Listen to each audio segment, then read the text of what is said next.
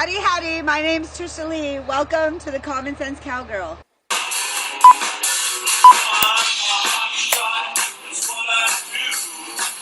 Today I want to talk to you about Billy Jack Haynes. He was a professional wrestler in the WWF back in the 80s, and he just blew the whistle. In the ring from Portland, Oregon, weighing 246 pounds, Billy Jack Haynes. Soon to be entering the ring area, accompanied by Elizabeth from Sarasota, Florida, weighing in at 200. Of Randy Savage. Powerhouse, definitely. Billy Jack, he's going to get the nod for power, but the chickens are coming home to roost. This is so amazing. So basically, he has told us about a couple of murders that have been put on the Clinton body count. Now, obviously, nobody is saying that Bill and Hillary Clinton personally murdered these two boys, but the cover-up and the obscene story that they've been telling us about what happened to these two boys. 17-year-old Kevin Ives and 16-year-old Don Henry were struck by a train. The medical examiner has said that the boys were asleep and drugged with marijuana. The parents, however, disputed that claim. I believe that law enforcement officers killed them. Supposedly, like, if these politicians didn't believe that you were so stupid, they might have told us that these two boys got drunk and fell asleep on the railroad tracks and got hit by the train. That's almost plausible. As a matter of fact, I knew a couple of guys when I was a teenager that got really, really drunk and got hit by a train. They weren't killed, they were badly, badly injured, but they were so drunk that they actually got hit by a train. That could happen, that's plausible. But the story that we were given was that these two young men got high on marijuana and fell asleep on the train tracks and were hit by the train and killed.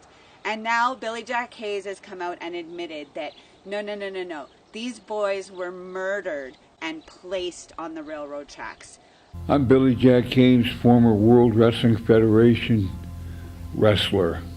Today I come with no mask. I come with no hidden voice. I come to you straight face to face because this is reality, man. Don't hide nothing. 30 years ago, I witnessed the murder of two teenagers on the railroad tracks, August 23rd, Alexander, Arkansas. 27 years of that, I was a drug addict on pain pill medication. I become clean. It kept bothering me and bothering me and bothering me, and finally, when Seth Rich was killed July 10th, I knew that was a message to me because that's my birthday, July 10th. So here I am coming forward. This is a plea that I'm going to read here for you today.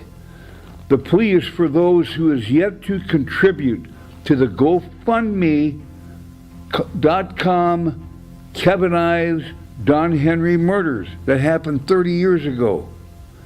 Please contribute to the fund so that the investigator can continue his work. He says that they still need to interview possible witnesses and gather more information that will assist him in the investigation of the murder of Kevin Ives and Don Henry. Also, you can find us on Facebook, on Twitter, and on Instagram, hashtag Kevin Ives, hashtag Don Henry. A former drug trafficker, I'm ashamed to say, and a hired enforcer. In the late 70s and early 1980s, when I was in my 30s, I stood 6'3" and weighed between 260 and 300 pounds. I was very visually intimidating. I'm not proud to say that. In the 1980s, I transported and trafficked large quantities of cocaine throughout the United States of America. I bought cocaine from the largest drug trafficker in the United States, Barry Seal, out of Baton Rouge, Louisiana. I would then sell that cocaine to contacts around the United States. Barry Seal later introduced me to a politician drug dealer from Arkansas. In 1984, that politician drug dealer asked me to kill David Kennedy, who I later learned was the son of very well-known politician Robert F. Kennedy, the brother of President John F. Kennedy. I was also an enforcer who provided muscle to other parts of the criminal element to ensure that their illegal business dealings were collected upon. In August of 1987, I was contacted by the Arkansas criminal politician and was asked if I would provide muscle at an Arkansas drug stop. The criminal politician suspected that some drug money drops were being stolen. He suspected that the state police officers were involved in the thefts in Arkansas. I agreed to assist with security at the drug drop site. While conducting security for the drug money drop, I witnessed the murders of two young boys, Kevin Ives and Don Henry. They were murdered by other individuals who were working for the same criminal politician. Their bodies were placed on the railroad tracks to be mutilated by a passing train. In late 2016, I contacted Linda Ives and informed her that I was on the railroad tracks, and when her son was murdered, I was there. I have since met Larry and Linda Ives and their private investigator, Keith Ronsaval. I gave them a statement outing everything that I knew about their sons and Don Henry's murders. In my statement, I named 3 local enforcement officers, 2 local attorneys, politicians, and a local bar owner as those being on the scene of the murders in 1987. I also named the criminal politician who directed the events at the scene via cell phone with one of the attorneys, politicians, and me. Your assistance by donating to the Kevin Ives and Don Henry GoFundMe account is greatly appreciated by Larry, Linda Ives, me, Billy Jack Haynes. Please, if you've got it in your heart, I'm standing here putting my life on the line today, telling you that I could very well be killed.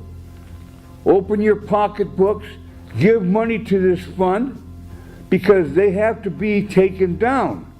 And Linda Ives, after 30 years, man, 30 years if your son was killed, you deserve some credit too, and you deserve some money coming your way so it can be investigated. Go to the GoFundMe page, please.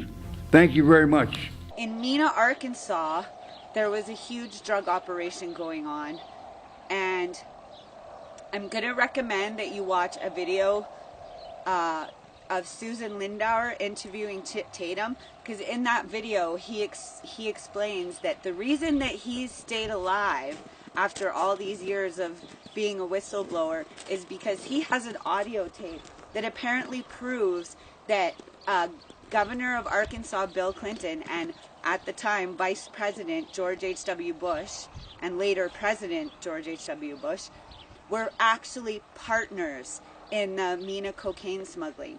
Kathy O'Brien described being programmed with messages which she passed between George H.W. Bush and Bill Clinton during the time that they were working together to smuggle cocaine into the United States.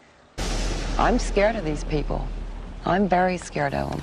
Sir, the Republicans are trying to blame you for the existence of a small air base at Mena, Arkansas. This base was set up by George Bush and Oliver North and the CIA to help the Iran-Contras, and they brought in plane load after plane load of cocaine there for sale in the United States, and then they took the money and bought weapons and took them back to the Contras, all of which was illegal, as you know, under the Bolin Act. But tell me, did they tell you that this had to be in existence because of national security? Well, let me answer the question. No, they didn't tell me anything about it. They didn't say anything to me about it. Also in that video, Chip Tatum explains how he was told by his bosses at the CIA to threaten Ross Perot to get him out of the election so that either Clinton or Bush would win and be able to continue with their drug dealing. Personally, I believe that this Filegate scandal, which was a scandal where Hillary Clinton shredded boxes and boxes of documents from the Rose law firm in Arkansas, and personally from my research, I believe that those documents would have proved the money laundering that was going on in conjunction with the Mena, Arkansas cocaine smuggling. So another thing to check out is Gary Webb, who wrote a book all about these same operations but going into California with the government bringing cocaine and creating the crack epidemic. And Gary Webb wrote an amazing book detailing this corruption and mysteriously died. So he also could be connected to the Clintons as part of their body count. It's just very, very bizarre when you look into it and you see all of these very closely connected people that have mysteriously died after their association with the Clintons. So if you really look into this, you're going to have a really clear understanding of what is going on when all these people are shouting, "Lock her up." Like, it's not for no reason. These people aren't crazy. They understand and know what is going on. And it's such a blessing that Donald Trump is there and these chickens are finally coming home to roost. Because had Ross Perot not had his family threatened and dropped out of that election, he probably would have won and these chickens would have come home to roost a long time ago like they should have. But better late than never. So I'm just really excited that people are getting brave and are starting to blow the whistle on this stuff and educate the people in the world about what is really, really going on. And I'm really excited to be a part of that. So thank you so much for watching. Before I go, I want everybody out there to know that I'm a firm believer that in this life, absolutely anybody can be, do, and have anything they want, or we can have everything we want. And I choose everything, and I hope you will too, because you can. So just ask me how. Have an amazing day, and if I don't see you in the future, I'll see y'all in the pasture. Bye now.